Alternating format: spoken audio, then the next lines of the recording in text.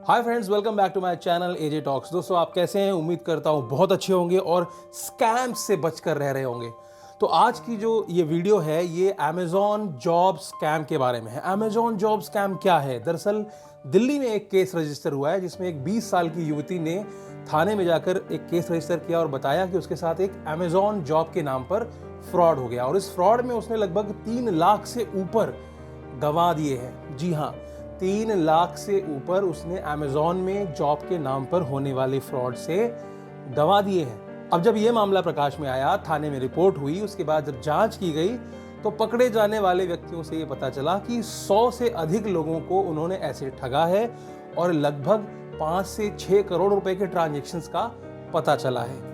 तो आज के वीडियो में हम जानेंगे कि यह असल घटना क्या थी, इससे कैसे बचा जा सकता है और ये घटना होती कैसे, इसका पूरा मोडस ऑपरेंडी क्या है।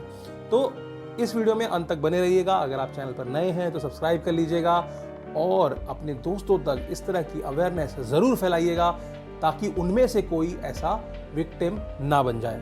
तो अब मैं आपको बताता हूं कि असल में हुआ क्या। अंकिता गर्ग नाम की एक 20 वर्षीय युवती ने दिल्ली के एक थाने में जाकर रिपोर्ट दर्ज कराई कि उसके साथ अमेजॉन जॉब स्कैम हो गया है। अब अमेजॉन जॉब स्कैम कैसे हुआ है? उसको एक एसएमएस के द्वारा इंटरनेशनल नंबर से एक अमेजॉन की जॉब ऑफर हुई, amazon.com की जॉब ऑफर हुई, नॉट .in। अब अमेजॉन की जॉब आपको अगर ऑफर हो रही है तो आप क्यों नहीं अप्लाई करेंगे?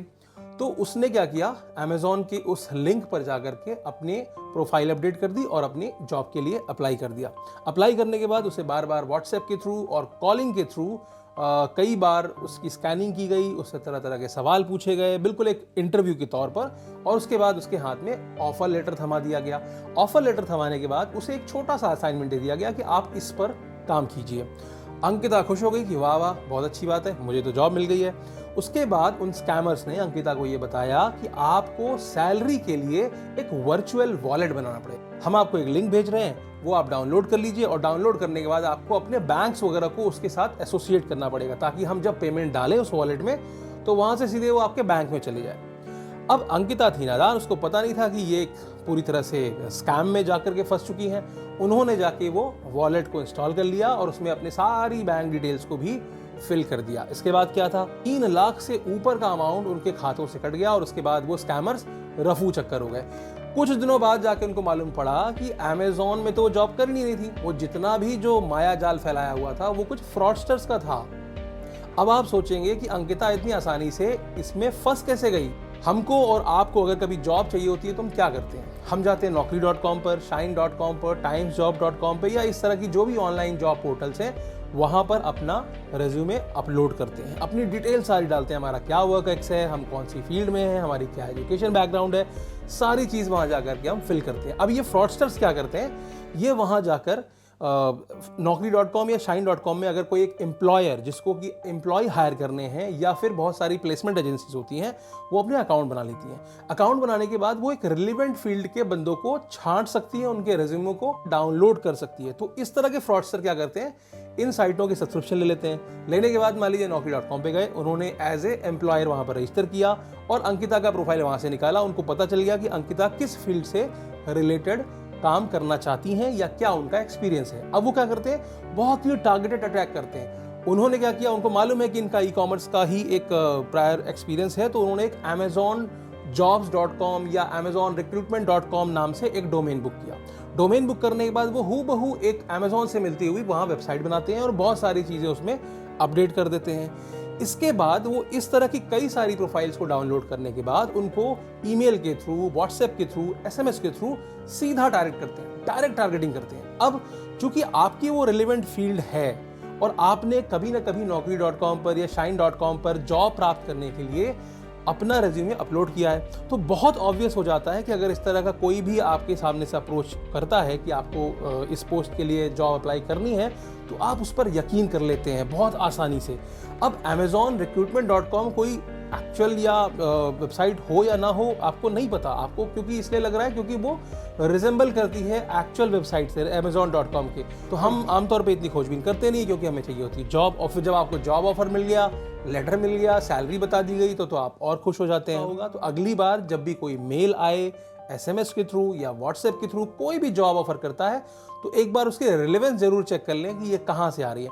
और सबसे इंपॉर्टेंट चीज़, अगर कोई भी अमेजॉन जैसी कंपनी हायरिंग कर रही है, ऑब्वियसली वो मेल के थ्रू करेगी, वो आपको व्हाट्सएप के थ्रू या SMS के थ्रू नहीं भेजेगी कि जॉब ओपनिंग है, वहाँ जा कर के आप इंटरव्यू के लिए भी आपको कहीं ना कहीं बुलाया जाएगा। ये नहीं कि घर बैठे बैठे आपको व्हाट्सएप पे कॉल कर लिया, आपसे 4 बातें कर ली, खुश हो गए, वाह वाह वाह ताली बज गई और आपको ऑफर लेटर दे दिया। ऐसा नहीं होता है, इतनी आसान प्रक्रिया नहीं होती बड़ी कंपनी की।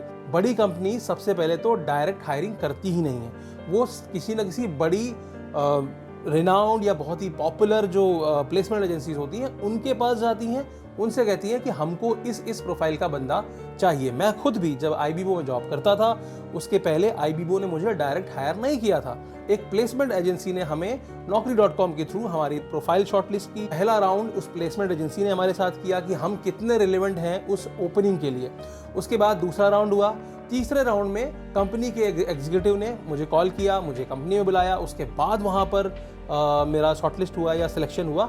तो इतनी लंबी प्रक्रिया होती है जब भी कोई एक बड़ी कंपनी हो। लेकिन आजकल क्या हो रहा है, अमेजॉन के नाम पे, फ्लिपकार्ट के नाम पे, पेटीएम के नाम पे, जितने भी ये ऑनलाइन वेंचर्स हैं या ऑफलाइन वेंचर्स, विप्रो के नाम पे, मारुति के नाम पे, तमाम बड़ी कंपनियों के नाम पे ये लेटर्स भेजे जा रहे हैं, स्पैम किया जा रहा है, स्कैम किया जा रहा है और हमारे आपके जैसे भोले लोग इसमें जाके फंस जाते हैं। तो आपको सावधान रहना है। आपको क्या करना है, जब भी कोई ऐसा ईमेल या कोई ऐसा व्हाट्सएप मैसेज आए तो सबसे पहले आप देखें कि आपसे बात कौन कर रहा है। जो भी आपसे बात कर रहा है उसकी लिंक्डइन प्रोफाइल जाकर चेक करें, क्या वो लिंक्डइन पे है भी या नहीं है। क्योंकि जो फ्रॉडस्टर्स हैं वो बहुत टूटी फूटी इंग्लिश में आपसे बात करेंगे, वो इतने पढ़े लिखे नहीं होते, उनको इतनी समझदारी नहीं होती है कि उनको मेल्स में क्या लिखना है।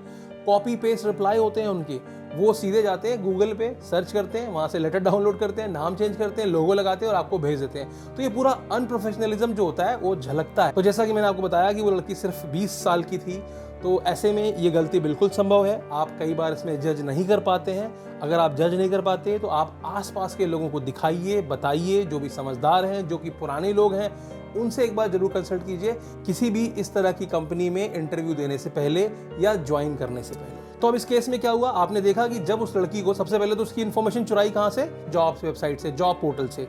जॉब पोर्टल से चुराने के बाद क्या किया, उसकी सारी इन्फॉर्मेशन उससे ले ली, यानी कि उसके जो पैन कार्ड है, आधार कार्ड है, बैंक डिटेल है, ये सारी चीज़ें उससे मांग ली। क्यों? क्योंकि उसको तो ऑफर लेटर दे दिया था आपने, और वो भी ट्रेस करके वो सामने डॉक्यूमेंट्स दे देती है। तो सबसे पहली चीज़ उसकी क्या चुराई, उसके डॉक्यूमेंट्स चुरा लिए। अब इसका इस्तेमाल वो कहीं तीसरी जगह कर सकते हैं। हो सकता है कोई बैंक अकाउंट खुल जाए आपके नाम से, हो सकता है कोई सिम इशू करा ली जाए आपके नाम से, तो ये भी हो सकता है। तो पहला फ्रॉड तो वो है। दूसरा फ्रॉड क्या है, उन्होंने एक वर्चुअल वॉलेट बनाया, उसके बाद आपके अकाउंट में जो पैसे थे वो भी उन्होंने साफ कर दिए। तो दो तरफ से आपको टारगेट किया जा रहा है, आपके डॉक्यूमेंट्स भी चोरी किए जा रहे हैं, पैसा नहीं होगा, कम से कम डॉक्यूमेंट्स तो मिल गए। और एक टाइम पे आप अकेले विक्टिम नहीं होते हैं, आपके जैसे सैकड़ों लोगों को वो एक ही टाइम पर ऐसे घुमा रहे होते हैं। जो फंस गया, जो नहीं फंसा कोई बात नहीं, तो वो लाखों की संख्या में स्पैम करते हैं लोगों को, और उसमें से जो भी 2, 4, 10, 15, 20 लोग फंस जाएं, उनसे वो स्कैम कर लेते हैं। तो उम्मीद करता हूं कि आज की वीडियो में आपको पूरी तरह से ऑनलाइन जॉब स्कैम के बारे में पता चल चुका होगा। अगर आप मेरे चैनल पर नए हैं, वीडियो अच्छी लगी, लाइक कर देना, सब्सक्राइब कर देना, दोस्तों को शेयर कर देना, ताकि आप भी इसके विक्टिम ना बने और अपने पड़ोसियों को भी इसके विक्टिम बनने से बचने में मदद कर सकें। आज के लिए इतना ही, फिर मिलेंगे किसी नए वीडियो में एक नए टॉपिक के साथ। इस वीडियो को पूरा देखने के लिए आपका बहुत बहुत धन्यवाद।